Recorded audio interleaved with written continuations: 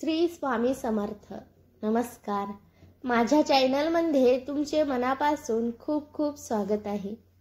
आज मी तुम्हाला सांगणार आहे नवरात्रीत कधी केले जाईल कन्यापूजन. जाणून घ्या तिथी, मुहूर्त आणि पूजाविधी.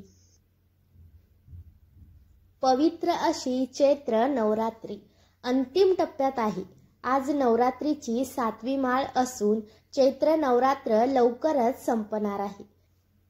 बघा, देवी दुर्गेला समर्पित अशा या उत्सवात अष्टमी आणि नवमी तिथीला विशेष महत्त्व आहे.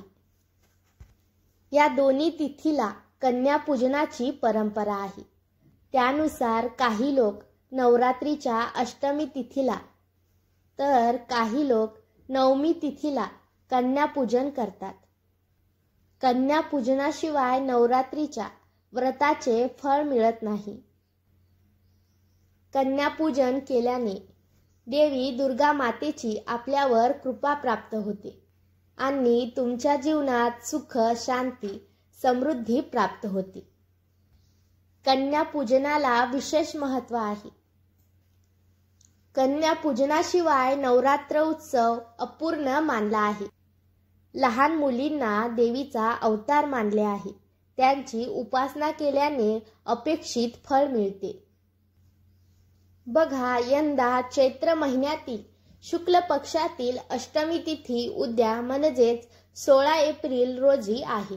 अशा स्थितीत जे अष्टमीच्या दिवशी आपल्या कुळदेवीची पूजा करून व्रताचे पालन करतात ते या दिवशी कन्यापूजा करू शकता.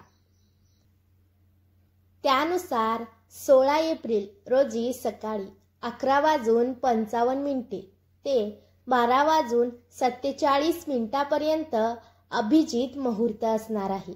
बघा, या मुहूर्तावर कन्यापूजन करणे शुभ मानले आहे.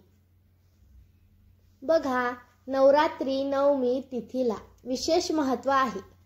पंचांगानुसार यावर्षी चैत्र महिन्यातील शुक्ल पक्षातील नवमी तिथी 16 एप्रिल रोजी दुपारी 1:23 सुरू होईल. तर 17 एप्रिल रोजी दुपारी 3:24 समाप्त होईल. उद्या तिथीनुसार यंदा 17 एप्रिल रोजी महानवमी साजरी केली जाईल. या दिवशी कन्यापूजनाचा शुभ मुहूर्त सकाळी 6:27 ते 7:51 पर्यंत आहे. नवरात्रीच्या अष्टमी किंवा नवमी तिथीला कन्यापूजन केले जाते. त्यानुसार या दिवशी माता दुर्गेची पूजा करून हवन केल्यानंतर कन्यापूजन करा. बघा, यासाठी 9 मुलींना घरी बोलवा आणि त्यांच्यासोबत एक बटुकलाही आमंत्रित करा. त्यानंतर मुलींचे पाय धुवून त्यांना आसनावर बसवा. त्यांना तिलक लावून हातावर रोळी बांधावी. नंतर मुलींना जेवण द्या. तुम्ही तुमच्या क्षमतेनुसार मुलींना भेटवस्तू देऊ शकता. शेवटी मुलींचे चरण स्पर्श करून आशीर्वाद घ्या. तुम्हाला जर माझा व्हिडिओ आवडला असेल तर लाईक आणि सबस्क्राईब करायला विसरू नका. धन्यवाद.